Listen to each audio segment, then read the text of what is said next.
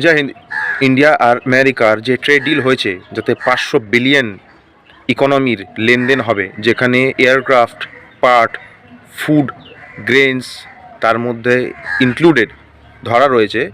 এই ডিলটা 5 বছরের জন্য, নেক্সট পরবর্তী 5 বছরের জন্য সাইন হয়েছে। ভারত ইন্টেনশন প্রকাশ করেছে যে ভারত আমেরিকার সাথে $500 বিলিয়ন পরবর্তী 5 বছরের ডিল করবে। কিন্তু এই $500 বিলিয়ন ডিলটা কতটা সাকসেস হবে সেটা তো সময়ের অপেক্ষা। কিন্তু এই 500 বিলিয়ন ডিলের পাশাপাশি একটা দারুণ জিনিস পাওয়া গেছে, সেটা বলছি। প্রথমবার আমেরিকা ভারতের সম্পূর্ণ ম্যাপ উইথ কাশ্মীর রিলিজ করলো।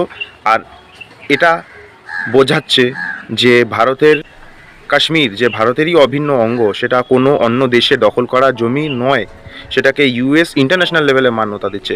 এই $500 বিলিয়ন ডিলটা একটা জিও পলিটিক্যাল গেম চেঞ্জার হতে পারে ভারতের জন্য। লেটস সি কতদূর হয়। জয় হিন্দ, জয় ভারত।